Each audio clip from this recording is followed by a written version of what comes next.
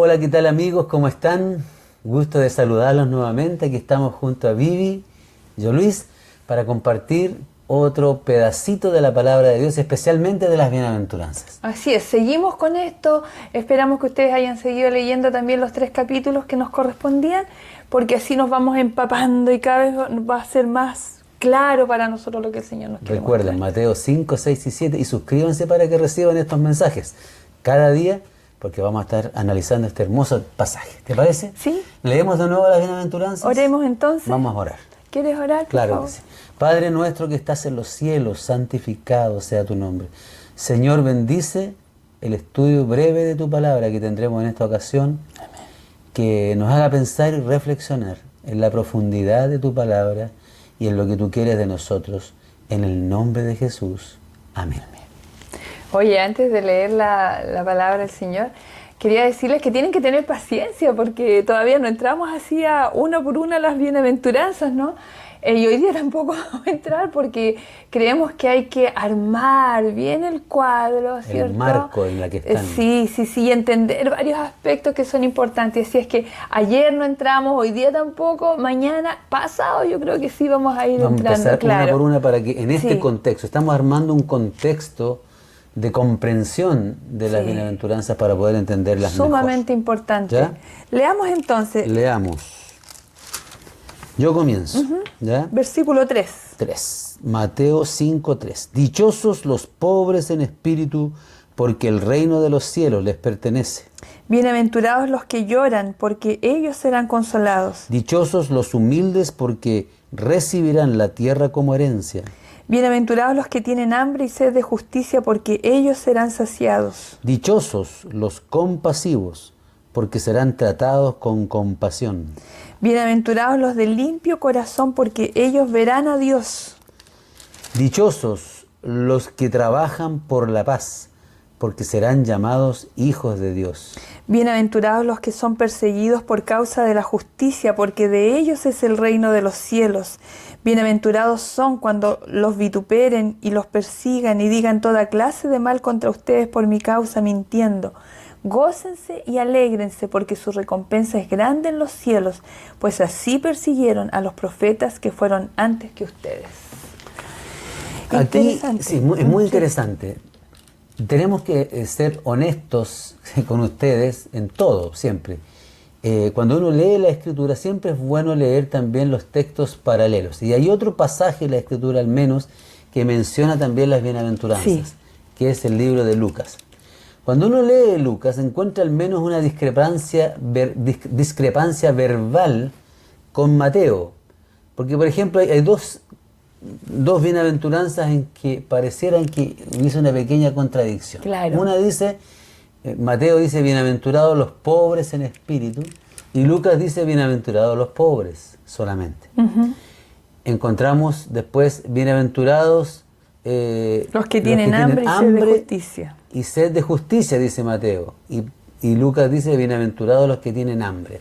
Entonces hay algunos que aquí han al menos expuesto en esta contradicción que el relato de Lucas es el verdadero y el de Mateo no fueron las reales palabras de Jesús. Como que Mateo espiritualizó el tema. Exactamente. Porque en los que leyeron así vieron una preocupación más bien social, una preocupación por las necesidades humanas que son reales. La pobreza y la justicia son dos temas críticos hoy en día. Y es cierto que Jesús estaba hablando a un público pobre, a un público que estaba restado de mucho bienestar, porque de hecho por su situación social ellos no recibían lo que necesitaban para vivir, casi sobrevivían con lo que tenían. Exactamente, y pagaban altísimos impuestos y además eran arrollados y abusados constantemente por los romanos y todos los imperios anteriores, los griegos, los medos persas y los babilonios, desde donde parte su esclavitud. Entonces ellos estaban con un dilema y con una necesidad, con un hambre física tremenda, Sí, porque tenían sí. lo justo, y además con con una pobreza real impactante. Entonces, muchos deducen eso. ¿Pero qué podemos decir al respecto? Pero en realidad, cuando uno ve el contexto de quién fue Jesús en todo su ministerio, uno ve a un Jesús que sabe muy bien que su reino no es de este mundo, por ejemplo, y que Él no está buscando la gloria de este mundo, por lo tanto tampoco podía prometerle gloria en este mundo a la gente, porque su reinado no era acá. La gente que le estaba escuchando esperaba que Jesús fuese rey aquí. ¿Para qué? Para darle la riqueza que no tenían, para darle la justicia que no habían recibido, ¿cierto? Para darle esos bienes terrenales. Pero Jesús no estaba tan preocupado por eso, porque su reino no era y hay acá. ejemplos bíblicos de eso. Después de la alimentación de esas miles de personas, la gente se puso de acuerdo, y los discípulos estaban también de acuerdo, los apóstoles, en coronar rey a Jesús. Y Jesús desarmó ese complot, por así decirlo, de que lo iban a coronar rey. Despide a la multitud, manda a sus discípulos a la barca y Él se queda solo en el monte orando. Claramente Él no estableció el reino. Y no solo eso, una vez que Jesús se va y después de orar, ¿cierto?, va al otro lado del lago, la gente lo busca de nuevo, rodea el lago y llega otra vez donde Jesús al día siguiente, y Jesús les dice: ustedes vienen a mí porque yo les di pan, pero yo soy el pan de vida. O sea, Jesús lleva estos conceptos a la vida espiritual, los transforma en algo espiritual que el judío no había logrado captar. El judío era un fiel cumplidor de la ley, pero le costaba llevar ese cumplimiento al área espiritual. Así es, en las mismas tentaciones de Jesús, en las tres tentaciones, se evidencia eso. Jesús tiene hambre, pero va al desierto para tener una experiencia espiritual, y Él mismo se obliga a tener hambre, por así decirlo, 40 días en el desierto. En una de las tentaciones el diablo le dice: yo te ofrezco todos los reinos de este mundo, escoge el camino más corto, se acaban todos tus problemas ahora y establece tu reino aquí y ahora. Y Jesús lo rechaza. Sí, o convierte las piedras en pan, o sea, acaba con tu hambre. Cuando aquí Lucas dice: bienaventurados los que tienen hambre, porque ellos serán saciados. Mateo dice: bienaventurados los que tienen hambre y sed de justicia, ¿cierto? Claro. Porque entonces la vuelta real, si podemos decirlo así, tiene que ver con la vida espiritual. Claro, la respuesta del enemigo fue: no solo de pan vivirá el hombre, sino de toda palabra que sale de la boca de Dios. No es que no hay que comer, pero hay algo más importante que está en el fondo de todo asunto.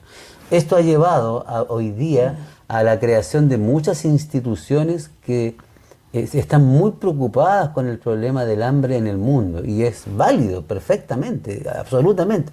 O sea, no es que no tengamos que preocuparnos de eso. Y también a la justicia social, o sea, se han levantado instituciones que defienden los derechos de los hombres. También es correcto, o sea, creo que no debemos abusar ni debemos tolerar o permitir que el hambre sea parte de nuestro mundo. Pero no es solo eso. Y lamentablemente este discurso, incluso de instituciones religiosas, se queda solo allí, de dar una cama, de dar un abrigo, de dar ropa, de dar alimento y de defender los derechos de los pobres o de las personas que no tienen derechos o que sus derechos son vulnerados. Y hasta ahí nomás nos quedamos. Es como una solución para los 70, 80 años que vamos a vivir aquí. O si alguna persona recibe esa justicia a los 40, unos 40 años más de justicia social para él. Pero eso no es lo que dijo Jesús. Jesús enseñó una verdad más profunda. Él estaba preocupado de algo que estaba mucho más en el fondo, de las reales necesidades que tenemos los seres humanos. Y eso es tan cierto, mis amigos, que nosotros debemos buscar en lo profundo. Cuando uno va a la palabra del Señor no puede quedarse con una visión muy superficial, tiene que ahondar, y al ahondar nos damos cuenta de que esto tiene que ver con nuestra vida espiritual. Tenemos que preocuparnos del pobre, del necesitado, pero también hay que entender que el ser pobre, a ver, ¿cómo lo digo? Que el que tú seas pobre, por ejemplo, que estés pasando mucha necesidad, no te hace un mejor cristiano. También es cierto eso, claro. ¿Cierto? No por tener necesidades materiales eres mejor cristiano que uno que tiene más bienes, ¿cierto? Aunque también a veces los bienes pueden entorpecer en la vida espiritual, pero lo que el Señor está preocupado es en tu vida espiritual, en tu carácter, en transformar el carácter, Entonces, no nos preocupemos tanto por esto que va a perecer, sino que preocupémonos por lo que va a quedar, que es en esencia nuestro carácter. Así es. Así que mis amigos, al leer la bienaventuranza tengamos en cuenta esto. Lucas, por supuesto, que aunque es él un gran investigador, así lo dice desde el comienzo de su carta, de ambos libros, perdón, no cartas, tanto Lucas como Hechos, que él escribe, él hace una investigación. Por lo tanto, si él conoció a Jesús y recopiló todo lo que Jesús dijo, la intención de Lucas es la misma que de Mateo, de todas maneras. ineludiblemente, porque Jesús lo deja extremadamente claro. Y recordar que esta parte de estos versículos que leímos hasta el versículo 12 no es todo el Sermón del Monte. Y cuando nosotros avancemos en el resto del Sermón del Monte, Jesús aclara todo. Se aclara, pero totalmente, que esto tiene que ver con nuestra vida espiritual. Entonces, pregúntate hoy día, pregunta a tu corazón, ¿cómo está mi vida? ¿Dónde están más fijos mis ojos? ¿De qué pobreza quiero que el Señor me saque? ¿Quiero ser bienaventurado en mi pobreza económica o quiero ser bienaventurado en mi pobreza espiritual?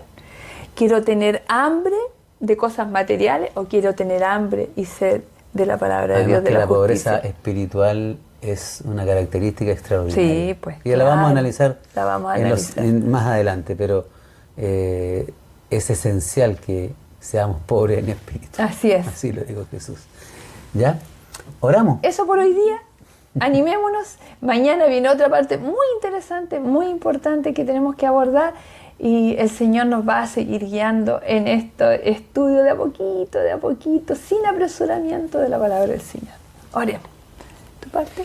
Padre nuestro que estás en los cielos, santificado sea tu nombre. Señor, danos esa agudeza espiritual, esa visión profunda para entender más allá de lo superficial, más allá de las necesidades que aunque pueden ser reales, aún así son superfluas al lado de las verdaderas necesidades que tenemos. Danos, Señor, esa visión. Toma nuestra vida, toma nuestro corazón, entra en él, Señor, porque nosotros con nuestra visión nos cuesta tanto entender, pero si tú entras a nuestra vida, si tú entras a nuestro corazón, serás tú quien abras nuestra mente y entendimiento. Gracias por tu palabra, gracias por este ratito de compartirla, en el nombre de Jesús, amén. Amén. Chao amigos. Que estén muy bien, nos vemos, chao.